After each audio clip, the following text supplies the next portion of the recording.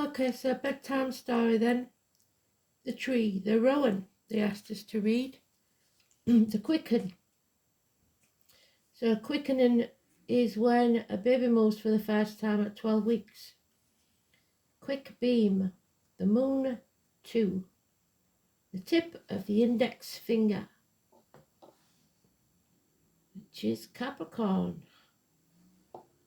So Leith is grey, the colour grey. The stone is yellow chrysolite, green beryl and yellow topaz. The bird is the laco duck. The goddess is Sequana, Brigid, 1st of February, and Bone. Symbols, the 3 phases of the goddess.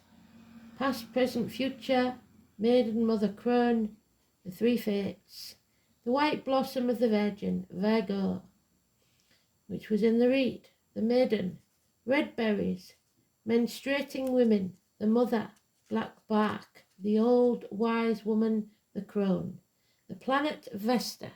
Keep your eye on that because it's not a main player, but it's been mentioned a lot lately. Musical note of D, and we had the letter D today. The message is visions and magic. So you may be getting borrowed thoughts like I do, random images in your head, write them down. If they're animals, put them in, see what the animal term is. Figure out what it is they're trying to tell you. There are messages, the flame that they talked about, the herb, the burning of the sage, delight of the eye, they talked about the eyes, the sustenance of cattle, Taurus, we had that in the read. The flower essence is clematis, the elm. Rowan is also called mountain ash and quicken. It is a small, delicate goddess tree found in a mountainous area as well as gardens, and they talked about the garden. Like elder, it is a witch tree, and it's often planted as a guardian, and we talked about the guardians, showing its moon symbolism with creamy white flowers in the spring and brilliant red berries in the fall. A traditional way of protecting a house or barn was to cut 2 twigs from a rowan tree you had never seen before, tie them into a cross with red wool, and weave it into a diamond shape between the 4 arms. Rowan wands are used not only in magic but to drive horses and cattle and ward off evil influence. In the autumn, this elegant tree looks like a colourful red and gold with leaves. The ancient people called it Lewis, so the name Lewis could be important. Also called delight to the eye. Rowan is related to the power of the sun, and we had the sun in the cards, and the element of fire. Its powers are healing, psychic power associated with success. Its colour is red, and its bird the duck, known to sustain and extend your life. Because the rowan gives special insight, it can be seen as a tree of protection against enchantment. It provides forewarning for things of which we are not aware. Lewis tells us to look within and seek the insight necessary to overcome our problem. It lets us know that the inner vitality necessary for us will be available. Lewis describes a vast sea of flooding vitality waiting to be tapped, knowing that there may be some flooding, but this state will only be temporary. Your challenge is to avoid being overly influenced by those forces outside yourself. O rowan tree, thou art I, be dear to me. Entwined thou art with money ties, our home and infancy. Thy leaves were aye the first of spring, thy flower the summer's pride. There were no sic a bonny tree in the countryside. O rowan tree, how fair wert thou in summer time, with clusters white. How rich and gay the autumn dress, with berries red and bright. On thy fair stem were many names, which now near me I see, but they're engraven on my heart, forgot there ne'er can be. O rowan tree, we sat aneath thy spreading shade, the bairns around thee ran. They put their bonny berries red and necklaces they strang. Me mother, oh, I see her still, she smiled our sports to see, with little Jeanie on her lap and Jamie on her knee. So Jean and James could be important. A rowan tree, oh, there arose my father's praise in holy evening calm. How sweet was then my mother's voice in the martyr's psalm. And we talked about the martyr. The 12 represents the martyr and the victims. Now again we meet nimmer beneath the rowan tree, but hallowed thoughts around thee twine, a home and infancy, O rowan tree. And like I said before, there's a connection to the police just because they know that years ago I watched the Heartbeat series with PC Rowan, Nicholas Rowan. So the name Nicholas and the police officer may be important. The red berries of the rowan or mountain ash were historically used to lure birds into traps. Birds are also responsible for dispersing the seeds. Rowans live well in poor soil and colonize easily in disturbed areas. In some parts of Europe, they are very common around ancient settlements, so the ancestors, possibly through cultivation. They bloom in May and can be grown to up to 50 feet tall, so something may bloom in May. So they are members of the rose family, and we had a rose in the reed, didn't we? And northeast. In the second moon, Amagon sings, I am a lake upon a plain, so a body of water. Many ancient people had stories of floods in which the water was both honoured as a life-giving bringer and a destroyer. So something dies, so something new can be born. Water is seen as something that escaped, and we had escape in the reed, from the realms of the gods. In many of the stories it seems to be a female who was involved when water would move through some disaster, come to the land bringing growth and abundance through turbulence. So out of chaos comes abundance. Probably the most famous version of this myth in the Celtic tradition is the Irish story of the Well of Sagres. Growing around this well were 9 hazel trees of wisdom, whose nuts fell into the water and gave the quality of divine illumination, much sought after by those seeking this wisdom. Only the owner of this well and his 3 cupbearers were allowed to approach the well. Then the goddess Bone desired to drink from the well to increase her power. She came to it secretly, but the well exploded, flooding the land, flowing to the sea as a river. So if you do things underhand, it will blow up in your face. Later named Moyne, which has been thought to contain her spirit ever since. Through this story, rather than being the tragic victim, Bone become the nurturing, life-enhancing goddess of the people. Imbolc occurs during the lunar cycle of this goddess. So Imbolc is St. Bridget's time, 1st of February to the 2nd of February, when the soul pool was created.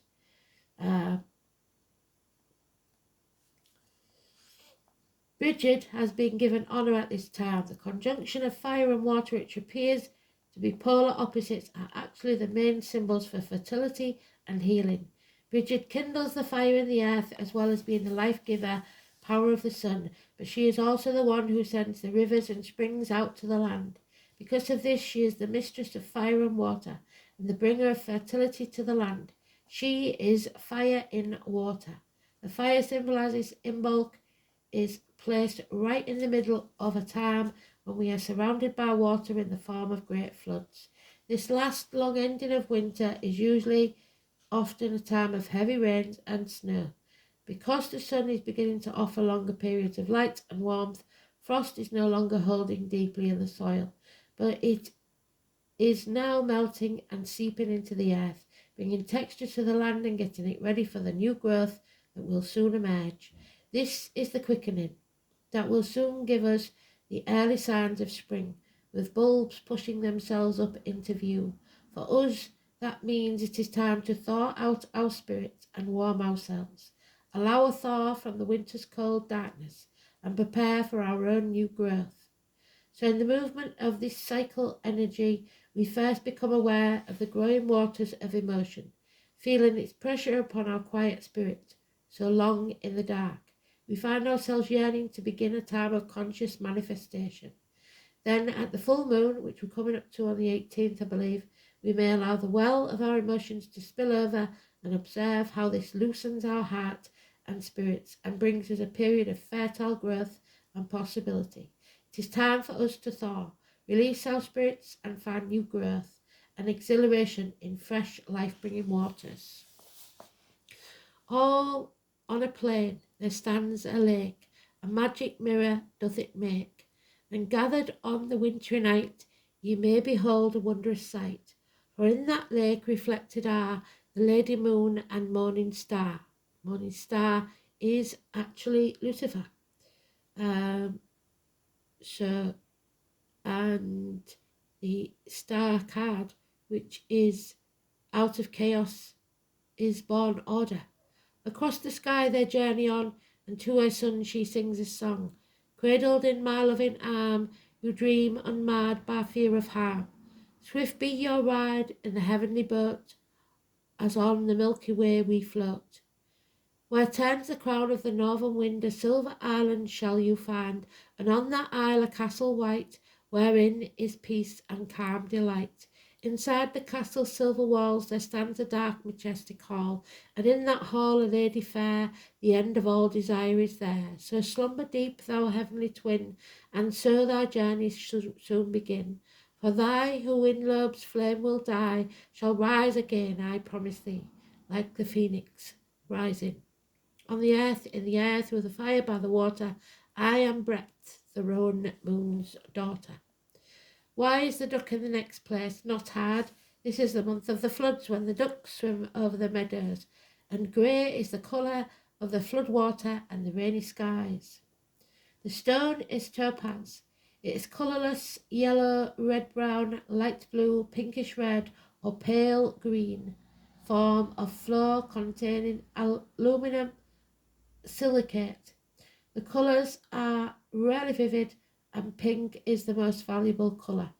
Topaz has a hardness of 8, so we got the number 8, didn't we? Topaz is an empathic stone, its energies spread out like the warning rays of the sun, soothing, healing and giving life to all they encounter. The subtle rays of energy spread Topaz gift of positive energy to all who need it. Topaz clears and heals our auric body, while imbalances energy flows in your physical body. This can recharge and renew your energy levels, leaving you more motivated and better able to tackle those life challenges.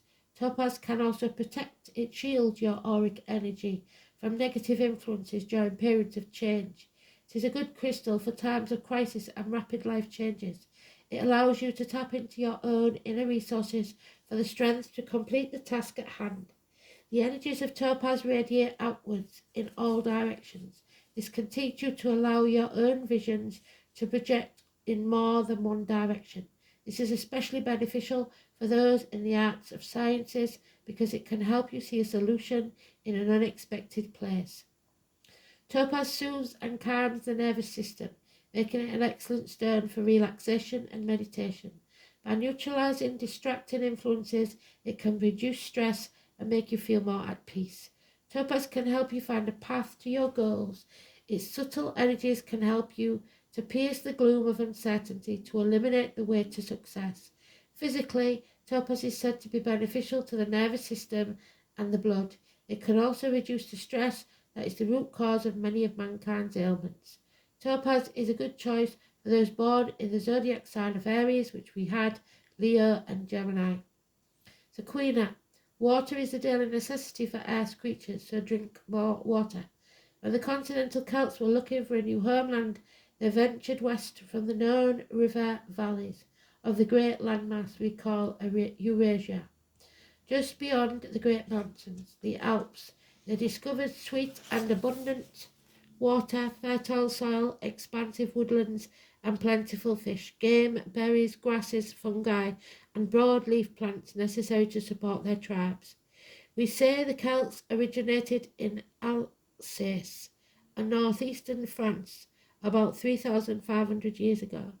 We know they didn't spontaneously generate. Where and how they lived before that time and place were questions whose answers lie in prehistory. We do know that Celtic spirituality was in its root animistic. Spirit was alive in every living thing, non-anthropomorphic. The source of life and death was water, land, plant, and animal life. Tribe-specific in France alone, there is evidence of several hundred deities, a spirituality of place, of major landforms that defend the world, rivers, springs, forests, animals, heavenly bodies. To the extent that the Celtic spirituality was theistic, the creator, sustainer, destroyer of life was typically a goddess. The Celts who settled at the source of the great river, defining their homeland, called the River Squan, a Celtic word describing the shape of a snake, squan, then as a river and a goddess. In my mind, she was a mother snake, source of life. For her flowing waters sustained the tribes in the same way a mother's milk nurtured children through infancy and early childhood, so those born in the year of the snake. Sequana is the Latin word for the Sienne, the most famous of the 5 principal rivers of France. Also for the Celtic Squan, the mother goddess of the tribes of the Celts who lived on her shores and islands 3,000 years ago. She was river goddess, the living spirit of the land, eau de vie. The Sienne runs from its source west of the Alps through the heart of Paris to its mouth at Le Havre, where it joins the English Channel and the waters of the Atlantic Ocean and the North and Irish Seas. In Celtic spirituality, the spirit of the land was often embodied in water, in springs, rivers, lakes, and later the sacred or holy wells. Sequana is both the surface and underground waters of the Sienne and their tributaries, and also of all the lands drained by them. She is a watershed deity, alive today in the network of watersheds in the Paris Basin, at the heart of some of her people who remember. She is mother of the clan, Snake River, bestower of health. In her arms she carries the overflowing cornucopia of abundance, giving land. Her sacred animal was the duck. From living river, flowing like a river to the sea, love flows through you as it flows through me. Water belongs to the earth, and all species is sacred to life. Therefore the world's water must be conserved, reclaimed, and protected for all future generations, and its natural patterns respected. Water is a fundamental human right and a public trust to be guarded by all levels of government. Therefore, it should not be commodified, privatised, or traded for commercial purposes. This right must be enshrined at all levels of government. In particular, an international treaty must ensure that principles are now non-controvertible. Water is best protected by local communities and citizens who must respect as equal partners with government in the protection and regulations of water.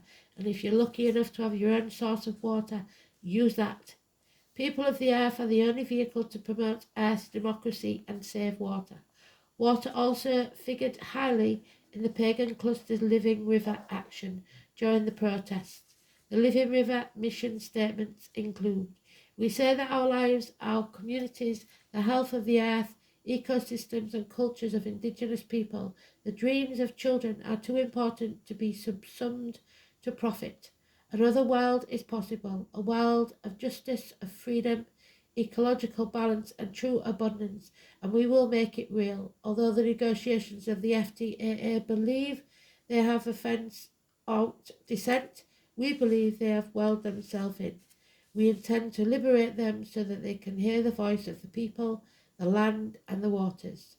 Bridget is the goddess found in many mythologies, including those of Ireland, France and Wales. Because she exists in so many different cultures, Bridget has literally a never-ending list of names. The name Brigid comes from the Gaelic word Briosegith. Her name means fiery arrow. Brigid is symbolised by fire, flames and the hearth. She is also symbolised by water, cauldrons, grain. Brigid wheels, Brigid bird, creature, a white cow, so Taurus and Sagittarius, with red ears and a swan, so Aquarius. and also by talismans of the spinning wheel, which we had today, the number 10. Brigid is the goddess of inspiration, smithcraft, and healing. Brigid oversees poets, poetry, creativity, prophecy, all 12th house, and the arts. In smithcraft, she oversees blacksmiths, goldsmiths, and household crafts. In healing, Brigid looks after healers, medicine, spiritual healing, and fertility, crops, land, and cattle. Though best known as Brigid, another name for her is Cerridon. Cerridon is Brigid's name in Welsh folklore. Cerridon holds an incredibly important role as a mythological and historical figure because she is said to be the mother of the famous Welsh poet Taliesin. Although Cerridon and Brigid have separate histories, the only difference comes from the separate cultures. She is the Lady of the Shore, for the shore is one of those magical places that fascinate the Celts.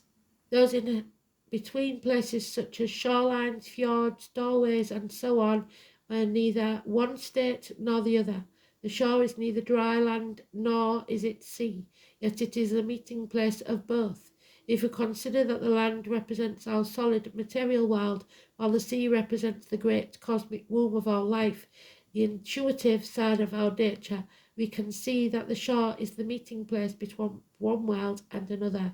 Brigid is also known as the two-faced one, so somebody may be being two-faced, but we know the masks are coming off. In the legend, she is described as having one side of her face black and ugly and the other white and beautiful. The mystery of the bride is to be found in the annual transformation of the Cailleach, the hag of winter, into the fair maiden of spring. Brigid is the goddess of all arts and crafts. She represents the potential for all women, for she is the eternal flame that burns in the heart and hearth of every woman of the Gael. Moon-crowned Brigid of the undying flame. Finally, Brigid presides over the cradle of the newborn infant, and it is a common practice for the women of the Isles to hang rowan crosses over their cradles whilst reciting a charm or prayer to Brigid to invoke her protection. I went out to the hazel wood because a fire was in my head, somebody's head's on fire, and cut a piece of hazel wand and hooked a berry to a thread, and when the white moths were on the wing and moth-like stars were flickering out, I dropped the berry on a stream and caught a little silver trout. When I had laid it on the floor, said the fisherman, I went to blow a fire aflame, but something rustled on the floor and someone called me by my name. It had become a glimmering girl with apple blossom in her hair, who called me by my name and ran and faded through the brightening air. Though I am old and wandering through hollow lands and hilly lands, I will find out where she's gone and kiss her lips and take her hand and walk among the long dappled grass and pluck till time and times are done the silver apples of the moon, the golden apples of the sun. As a silver shape, like his early love, doth pass aborne by her wild and glittering hair, and when he wakes on the fragrant grass, he finds night day.